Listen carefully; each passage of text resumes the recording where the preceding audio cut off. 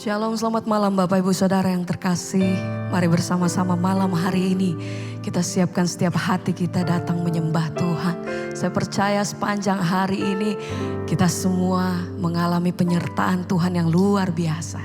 Pertolongan Tuhan kita rasakan dan mari bersama-sama malam hari ini kita siapkan setiap hati datang memuji dan menyembah Dia. Mari sama-sama kita satu dalam doa. Tuhan, terima kasih kalau kami bersama kembali berkumpul dimanapun kami berada saat ini. Tuhan, kami mau bersatu di dalam hadirat-Mu. Kami mau tinggal tenang di dalam kasih-Mu Tuhan. Kami mau bawa setiap pujian kami. Terima kasih untuk semua kebaikan-Mu dalam hidup kami sampai hari ini Tuhan.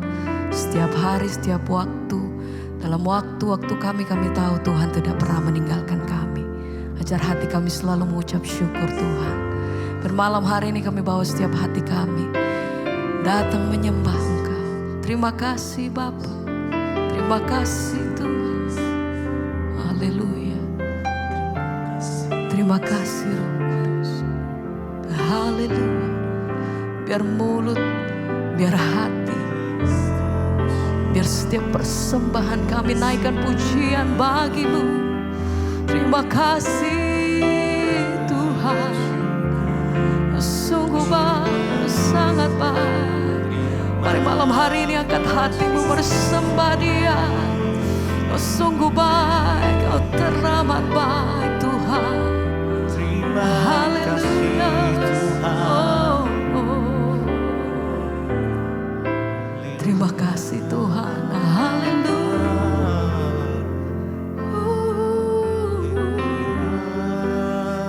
Mari bawa hatimu malam hari ini. Dengan segenap hati sama-sama katakan. Mulutku penuh Dengan pujian kepadamu ya Yesus Tuhan. Mari bersama katakan. Sepanjang hari ku beri penghormatan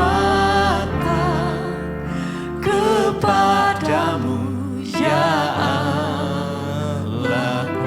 Mari semua penyembah bersama naikkan hati. Mulutku penuh dengan pujian kepadamu ya Yesus Tuhan. Sepanjang hari ku beri penghormatan Amin. kepadamu ya Dan Allah. sungguh hati kami mau bersama katakan. Mulutku penuh dengan pujian kepadamu ya Yesus Tuhan. Sepanjang hari ku beri penghormatan kepadamu ya Allah. Kami sembah Kau Tuhan. Mulutku penuh Segenap hati kami bawa dengan setiap pujian dan syukur kami malam hari ini Tuhan. Terima kasih, terima kasih.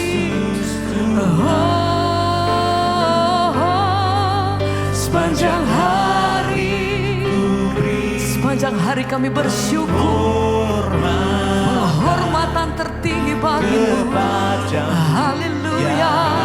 Sekali lagi sama-sama mari semua nyatakan. Mulutku penuh dengan pujian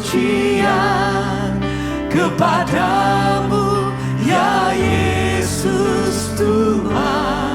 Sepanjang hari ku beri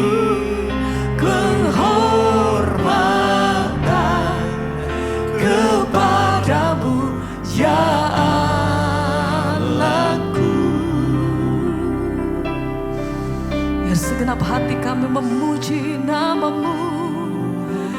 segenap hati kami menyembah. Kau Allah yang hidup.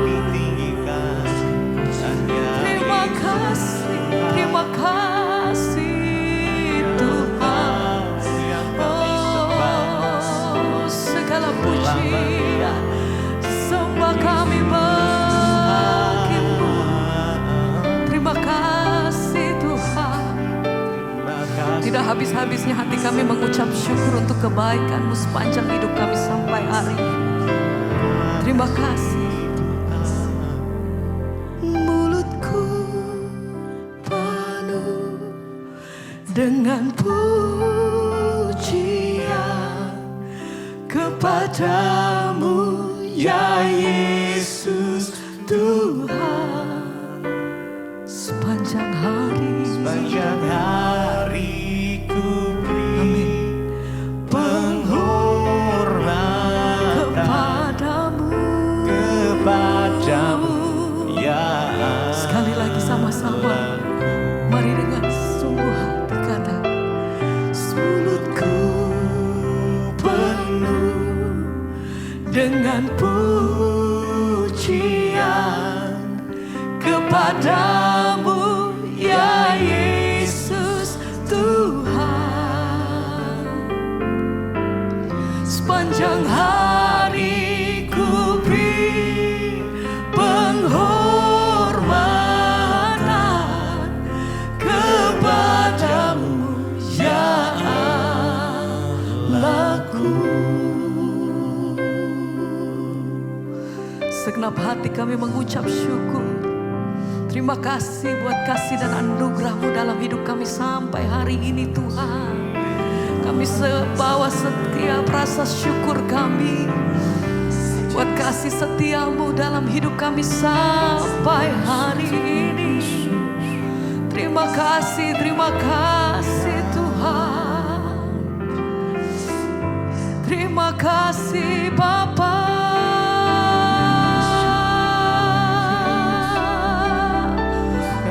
Segala pujian, hormat dan syukur kami bawa di hadapan-Mu Tuhan. Terima kasih. Terima kasih Yesus. Katakan pujian ini dengan segenap hatimu. Biar engkau yang mengalami kebaikan Tuhan, engkau yang mengalami pertolongan Tuhan. Katakan pujian ini dengan segenap hatimu. Ya Allahku, ya Tuhanku. Terima kasih Tuhan.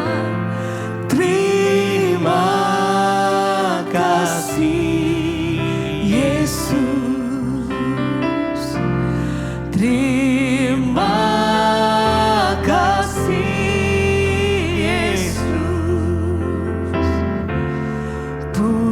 syukur hanya bagimu. Terima kasih Yesus. Terima kasih Tuhan. Oh, terima kasih Yesus. Terima kasih Bapa. Terima kasih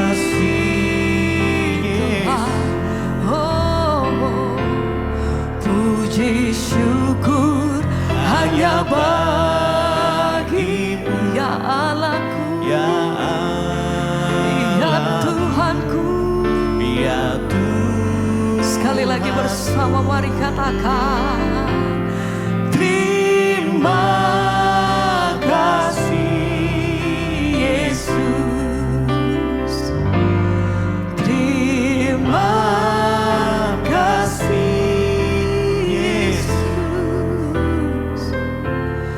puji syukur hanya bagimu. Terima kasih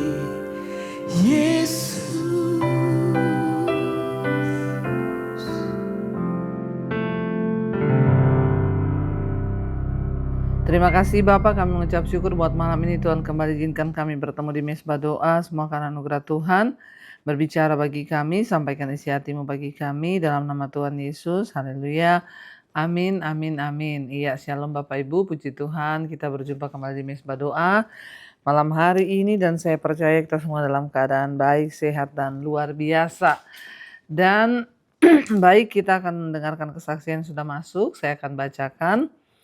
Selamat malam Ibu Pendeta Debbie Basjir, saya Ibu S dari Kalimantan Barat. Saya ingin bersaksi atas kebaikan Tuhan dalam hidup saya.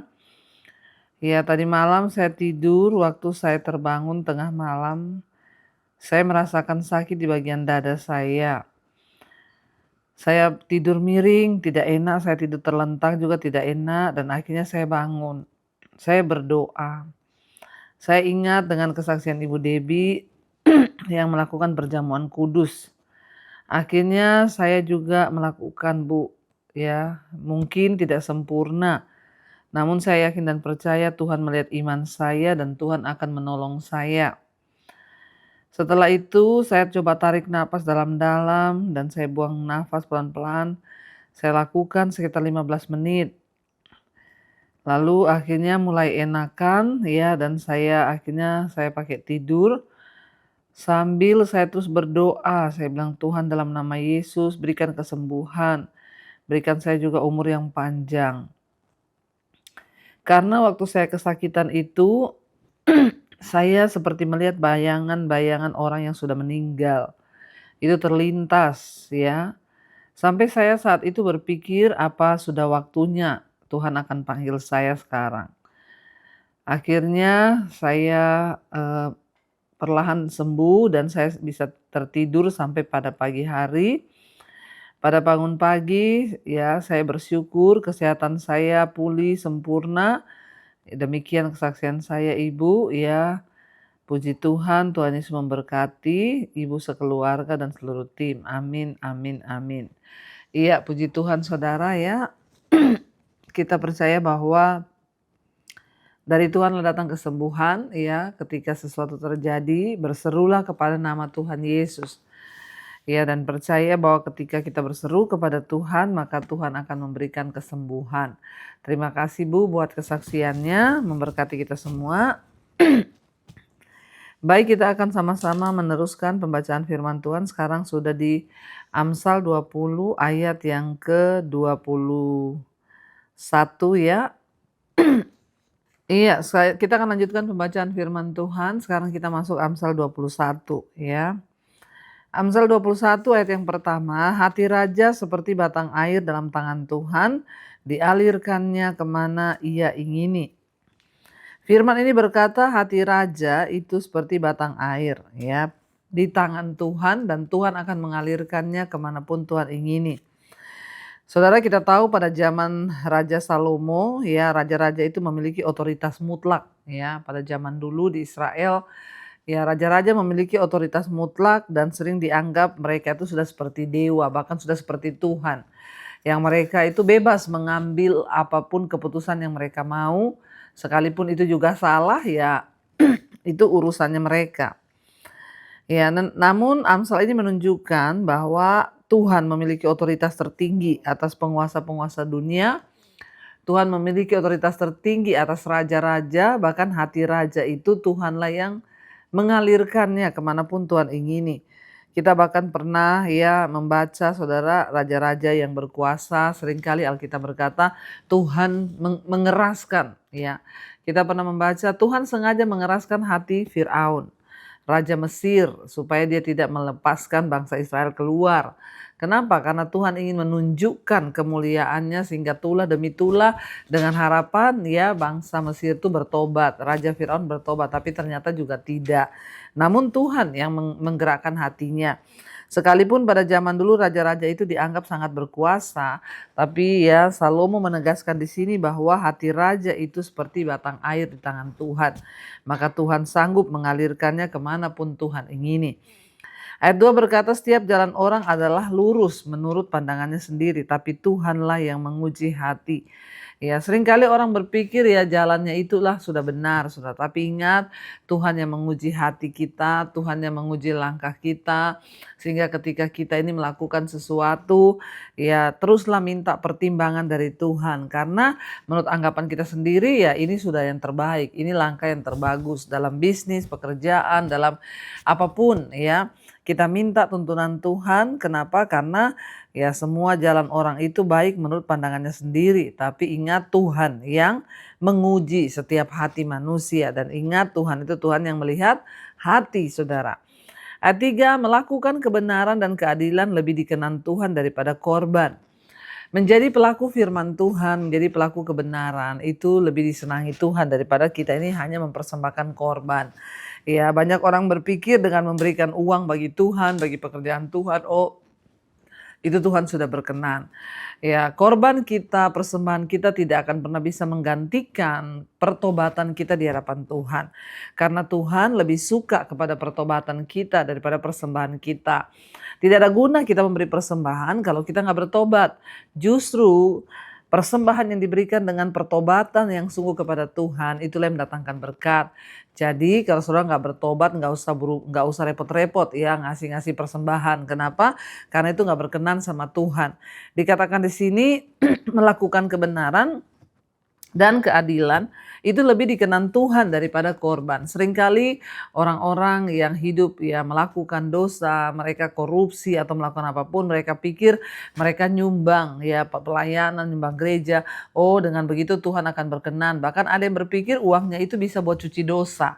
Maaf saudara, Tuhan adalah Tuhan yang tidak bisa direkayasa. Tuhan adalah Tuhan yang tidak bisa ya dimanipulasi oleh manusia, karena Dia Tuhan yang melihat ya perbuatan kita. Dan ayat ini dengan jelas berkata melakukan kebenaran dan keadilan itu lebih dikenan Tuhan daripada korban atau persembahan.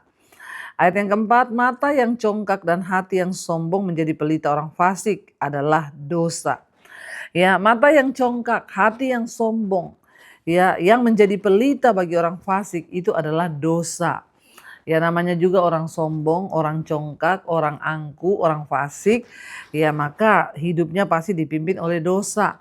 Ya, dan matanya itu menjadi pelita, ya pelitanya itu dosa. Sehingga bayangkan dosa yang menerangi langkah hidup mereka. Artinya apa? Semua yang mereka lakukan itu dosa, dosa, dosa, dan dosa. Ingat saudara, Tuhan adalah Tuhan yang membenci dosa. Kalau kita menjadi hamba dosa, maka kita mendatangkan kutuk dan murka Tuhan atas hidup kita. Ya, walaupun kita hidup di zaman kasih karunia Tuhan Yesus, namun dosa tetap dosa dan Tuhan itu membenci dosa. Jangan pernah kompromi, jangan pernah menghalalkan segalanya hanya demi untuk kita ini bebas melakukan dosa. Tapi sebaliknya bertobat dan serahkan hidup kita kepada Tuhan. Ayat yang kelima, rancangan orang rajin semata-mata mendatangkan kelimpahan. Tetapi setiap orang yang tergesa-gesa hanya akan mengalami kekurangan. Rancangan orang rajin ya itu akan mendatangkan kelimpahan. Ya, jangan malas, tapi mari kita menjadi orang-orang yang rajin, rajin berdoa, rajin melakukan kebenaran, rajin bekerja, rajin melayani, ya rajin menolong, ya maka Tuhan akan mendatangkan kelimpahan dalam hidup kita. Sebaliknya, orang yang tergesa-gesa, yang cepat-cepat mengambil keputusan akan mengalami kekurangan. Itu kata firman Tuhan. Ayat yang keenam, memperoleh harta benda dengan lidah dusta adalah kesia-siaan yang lenyap dari orang yang mencari maut. Ya, jangan pernah mencari harta kekayaan dengan memakai kebohongan atau lidah dusta atau sesuatu yang sifatnya berdosa. Jangan mencari uang, kekayaan dengan hal-hal yang sia-sia, hal-hal yang tidak berkenan pada Tuhan, karena itu ya akan mendatangkan kesia-siaan yang akan lenyap ya daripada orang-orang yang mencari maut. Waktu kita mencari kekayaan dengan cara dosa, menipu orang, ya atau korupsi, mengambil hak yang bukan hak kita, maka dikatakan itu sama dengan kita ini mencari maut. Dan itu adalah kesia-siaan. Untuk apa kita kaya tapi dari hasil yang sia-sia bahkan membawa kepada maut. Ayat 7 berkata, orang fasik diseret oleh penganiayaan mereka karena mereka menolak melakukan keadilan. Orang yang fasik pasti akan diseret oleh dosa mereka, saudara. Karena mereka itu menolak untuk melakukan kebenaran dan keadilan. Hidup melakukan kebenaran itu yang terbaik. Hidup melakukan keadilan itu yang Tuhan mau. Karena itu mari kita belajar untuk terus hidup melakukan kebaikan, kebenaran, keadilan supaya langkah hidup kita, jalan hidup kita itu dikenan oleh Tuhan. Ayat yang ke-8, berliku-liku jalan si penipu, tetapi orang yang jujur lurus perbuatannya. Orang itu kalau suka nipu, berliku-liku jalannya, tapi pasti akan ketahuan, saudara, karena kita nggak bisa menipu Tuhan. Jangan suka menipu, jangan memiliki lidah dusta. Ada orang, saudara, bicaranya hari ini lain, besok lain, sukanya nipu. Walaupun jalan si penipu itu berliku-liku, tapi pasti kan akan ketahuan dan pasti akan datang malapetaka. Tapi orang yang jujur itu lurus, perbuatannya itu lurus. Enak, saudara. Hidup jadi orang jujur, hidup menjadi orang benar itu enak. Kita nggak perlu menyembunyikan sesuatu, kita nggak perlu hidup dalam kebohongan, tapi kita hanya cukup melakukan kebenaran. Ayat yang ke-9, lebih baik tinggal pada sudut soto rumah daripada diam serumah dengan perempuan yang suka bertengkar. Lebih baik tinggal pada sudut soto rumah itu di atas di atas loteng. Bayangkan Alkitab bilang lebih baik tinggal pada atas loteng aja daripada diam serumah dengan perempuan yang suka bertengkar. Kita berdoa para ibu-ibu supaya kita ini bukan jadi perempuan yang suka cari-cari masalah di rumah, hanya pertengkaran. Kalau kita ini mulutnya suka bertengkar, maka suami nggak betah, anak-anak juga nggak betah, maka rumah tangga itu pasti akan hancur. Tapi sebaliknya, mari sebagai ibu, sebagai perempuan, kita ini memiliki mulut yang mengucapkan firman Tuhan supaya keluarga rumah tangga kita berbahagia. Ayat yang ke-10, hati orang fasik mengingini kejahatan dan ia tidak menaruh belas kasihan kepada sesamanya. Hati orang yang fasik itu selalu menginginkan kejahatan. Memang benar. Kalau orang itu sudah fasik, pasti dia menginginkan kejahatan. Orang yang fasik artinya apa? Orang fasik dengan orang bebal itu sama. Dia tahu kebenaran tapi dia nggak mau melakukan. Itu artinya orang bebal, orang fasik, kepala batu. Dan dikatakan bahwa orang fasik itu selalu mengingini kejahatan dan ia tidak menaruh belas kasihan kepada sesamanya. Ciri orang fasik itu apa? Suka melakukan dosa, suka melakukan kejahatan. Yang kedua, tidak punya belas kasihan terhadap sesamanya manusia. Mari kita berdoa supaya kita ini punya belas kasihan kepada orang lain, kepada saudara kita, tetangga kita, kepada orang-orang yang membutuhkan. Sebab dengan kita ini hidup melakukan belas kasihan, kita juga akan mendapat belas kasihan dari Tuhan. Saya percaya Bapak Ibu, firman Tuhan itu ya dan amin. Dan kalau kita melakukannya, maka hidup kita pasti akan diberkati. Mari kita tundukkan kepala, kita satukan hati, kita berdoa. Terima kasih Bapa, kami mengucap syukur buat malam ini firman Tuhan kembali mengajarkan kepada kami tentang kebenaran. Biarlah hidup kami senantiasa ada dalam kebenaran, kami melakukan kebenaran dan kami jauh dari kefasikan supaya hidup kami ini penuh dengan berkat-berkat yang dari Tuhan. Damai, sejahtera, sukacita itu yang kami perlu di hidup kami. Dan kami percaya orang yang hidup dalam kebenaran dan keadilan, dia pasti akan menerima berkat kelimpahan dari Tuhan. Itu janji firman-Mu, karena itu ajar kepada kami semua Tuhan untuk hidup dalam pertobatan, untuk melakukan kebenaran, melakukan keadilan, supaya hidup kami berdampak dan kami bisa menjadi berkat bagi banyak orang. Berkati setiap jemaat Mesbah Doa dimanapun berada malam hari ini, apapun jadi pergumulan Tuhan menjadi jawaban. Engkau menolong yang sakit disembuhkan, yang beban berat Engkau beri kelegaan, yang terlilit masalah keuangan, hutang piutang, Tuhan turut bekerja mendatangkan kebaikan. Kami percaya saat kami bertobat, berserah dan berbalik kepada Tuhan, maka Engkau sanggup membuka jalan bagi kami. Terima kasih Bapa untuk setiap kebaikan dan kebaikan Tuhan dalam hidup kami. Kami percaya Bagi Tuhan tidak ada perkara yang mustahil. Siap anak-anak-Mu yang rindu punya keturunan, dibukakan kandungan yang tertutup sehingga keturunan ilahi Tuhan berikan.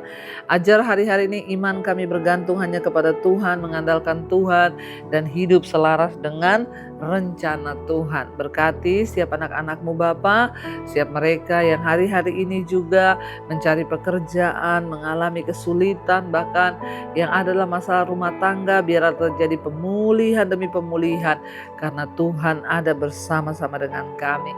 Bawa iman kami semakin teguh di hari-hari terakhir ini, supaya kami terus hidup menyerahkan diri kepada Tuhan dan merendahkan diri di kaki Tuhan. Terima kasih Bapa, kami mengangkat tangan bagi bangsa dan negara kami Indonesia. Lawatan Tuhan tercurah bagi bangsa Indonesia, hujan pertobatan tercurah dari Sabang sampai Merauke. Biarlah anugerah Tuhan melimpah atas bangsa ini, penyertaan Tuhan atas pemerintahan kami, Bapak Presiden Prabowo, wakilnya Gibran, seluruh jajaran yang ada. Roh takut akan Tuhan turun atas hidup mereka. Setiap keputusan yang diambil berdasarkan tuntunan Tuhan. Berkati semua bangsa-bangsa di 5 benua, Asia, Afrika, Amerika, Eropa, Australia. Lawatan Tuhan tercurah, anugerah Tuhan melimpah sehingga setiap orang bertobat, berbalik sebelum Tuhan datang kali yang kedua. Ada pertobatan massal terjadi Bapa. Terima kasih Tuhan, biar iman kami semakin teguh dalam Engkau hari-hari ini. Karena itu Bapak Ibu, mari buka hati dan tanganmu, terimalah kiranya berkat, rahmat, anugerah dari Allah Bapa, cinta kasih Tuhan Yesus Kristus, penyertaan Allah Roh Kudus, turun atas hidup kita semua mulai hari ini bahkan sampai kali yang kedua Tuhan Yesus datang kembali menjemput setiap kita. Nama kita tercatat di dalam kitab kehidupan. Dalam nama Tuhan Yesus yang percaya diberkati Tuhan, katakan bersama, amin, amin, amin. Saudara, tanggal 22 nanti ada Misbah Doa Onsite di Citycon. Saudara boleh hadir untuk kita boleh sama-sama berdoa bagi bangsa ini dan dikuatkan dan mengalami pengurapan yang dari Tuhan. Tuhan Yesus memberkati. Shalom dan Immanuel. Pegang tanganku, Kau yang sentuh hatiku, selamanya ku cinta Kau Yesus, selamanya ku menyembah-Mu. Kau yang pegang tanganku, Kau yang sentuh hatiku, selamanya